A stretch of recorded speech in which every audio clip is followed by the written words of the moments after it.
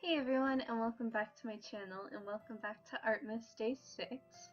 So for today's video, I'm going to be doing the 3 different art medium challenge. So in case you don't know, I don't think this challenge is like super popular on YouTube or anything yet, but in case you don't know, you're pretty much just gonna do the same drawing in a different medium. So for the first one I'm using watercolors, which is my main art medium that I use. And for this challenge, I decided that I was going to draw a girl that has like clouds for hair, and she's crying and upset, so when she's crying, her hair's like storming, and it's raining as well from her hair. So I really like the way that this piece turned out. The watercolor piece is definitely my favorite. I'm not sure if that's just because I feel like I'm the best at watercolors compared to these other mediums, or if it's just I'm biased towards watercolors. It might be a little bit of both, but the watercolor piece is my favorite. And I quite enjoyed painting this and then using the 2 other mediums as well. The other 2 are pencil crayons, and I also used markers. And from doing this challenge, it really made me realize how much I wanted to start doing more marker artwork. And yeah, so I'm really excited to start branching out a little bit, I guess, doing more than just watercolors. So with this piece and with the watercolors, what I really wanted to do is I wanted to make her hair look like a bluish purple at the bottom of her hair, and then towards the top it's more like a lighter purple. And I really love the way how that gradient turned out with the watercolors, and I think adding the blue really made it look stormy, especially with the blue raindrops as well. And then with her shirt, I just gave her like a plain shirt since I felt like her hair was mostly the attention that I wanted. So I wanted all the attention to be on her crying, her hair, how it's storming, and then so I just gave her like a simple shirt. And then I also made her tears like a clearer blue and a lighter blue, and the raindrops like a dark blue, just since usually when you cry it's not like this big bright blue, so I wanted different colors for that. And then I also used my Sakura Micron pen in brown for this one, and I use, I think, a different inking tool for everything except pencil crayons. I left the outline as the brown pencil crayon that I use, so yeah, everything's a little bit different for what's the outlines of the pieces, but it's all the same sketch and just like in different mediums as well. Yeah, I really love the way her hair turned out as well. I just love how fluffy it is and everything. The only thing I'd probably do different for the watercolor piece was like make her skin a little bit of a darker tone. With the markers, I believe her skin's like way darker than what it is with the watercolors.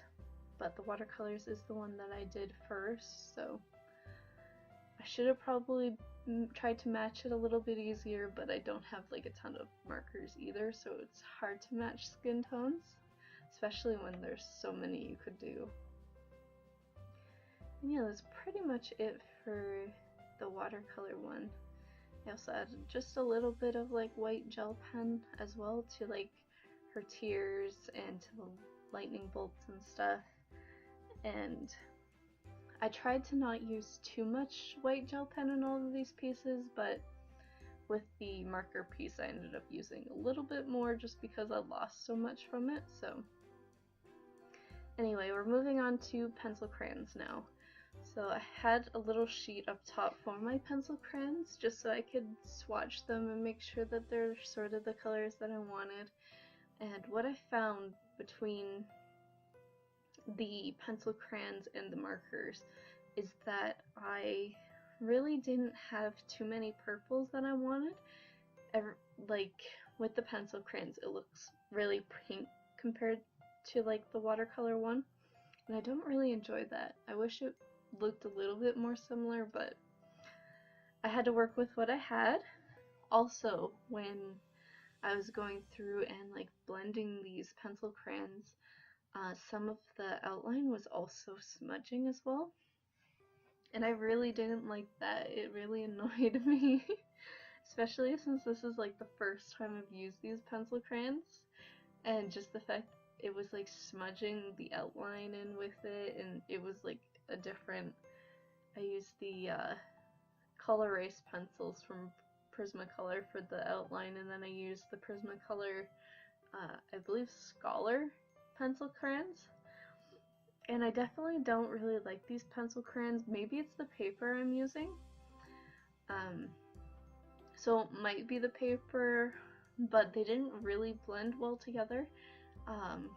It did look quite scratchy, and I feel like at the end you can really see a lot of pencil lines and markings in it.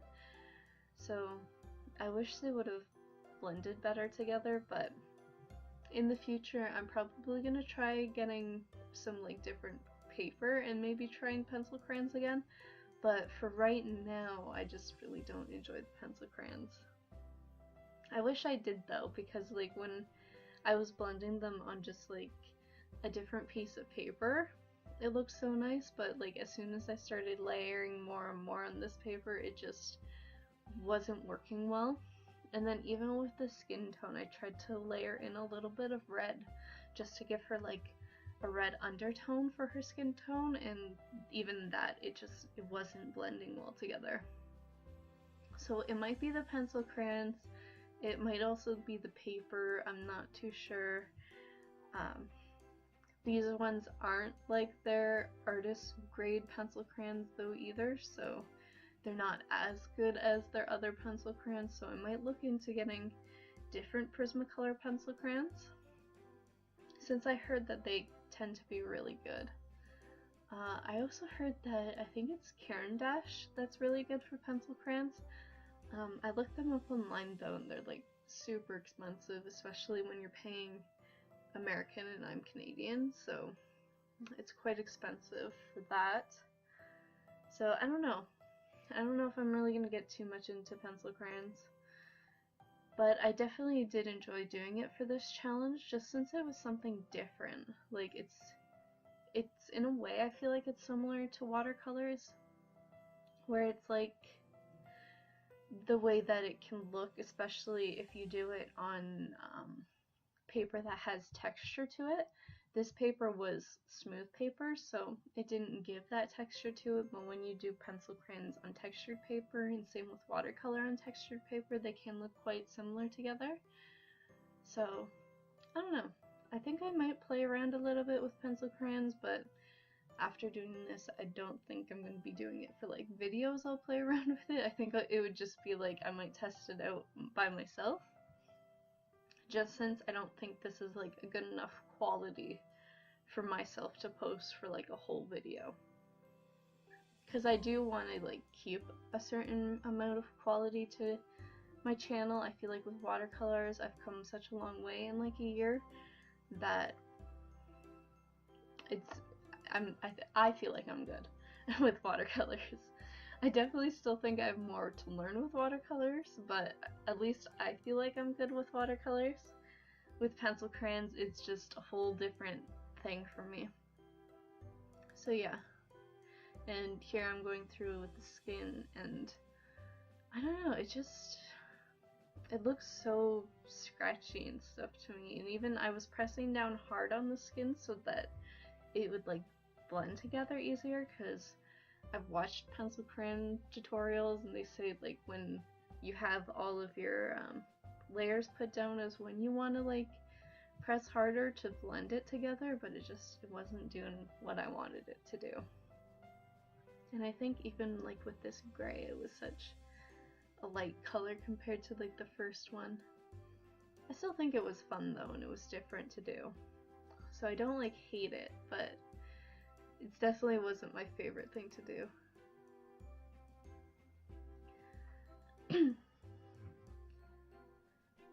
And yeah, I'm just going through again with the white gel pen, just doing like a little bit. You really can't see the raindrops I did for the pencil crayon one though.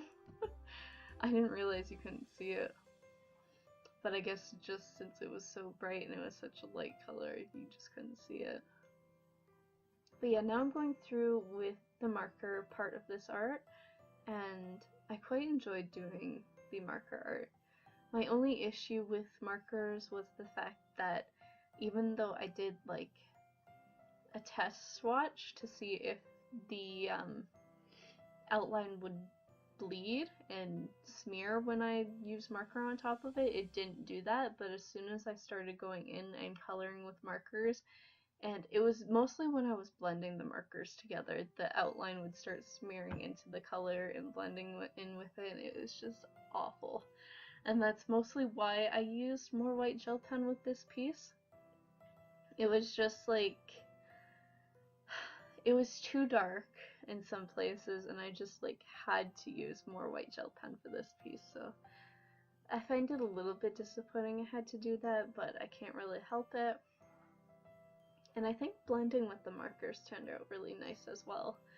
It definitely is a different medium to work with than watercolors. It's so much easier to sit down and with watercolors it's just easier to like sit down, put watercolor down, and then blend it in together. With markers, you kind of want to try to blend them together when they're still wet. That way they blend more seamlessly. And so trying to rush to do that is a little bit difficult, especially since I'm not used to them yet. But I will say I still quite enjoyed this, and I want to learn more about markers and what to do with markers. I definitely wish I had Copic markers. But for this I used my Prismacolor Premier markers, and I think they're pretty good. I haven't used Copics before, so I can't like say they're better than Copics or they're worse than Copics or whatever. But either way, like I quite enjoyed using these markers. Yeah, and here you can see with her hair is when it was really starting to smudge and smear everywhere, and it was just awful. So I wish I could have done something, like, I just wish I could have known that it was going to smear so much, but at least now I know, so next time I can use a different liner and see if that'll make it look better. But yeah, I'm excited to get into more marker art. I definitely think I want to do like a bigger piece, and maybe like with a background or something as well. I feel like that would be a lot of fun and really like push myself, since lately I've been trying to do more backgrounds with my watercolor art as well, and not just like do just a character and there's nothing else behind the character.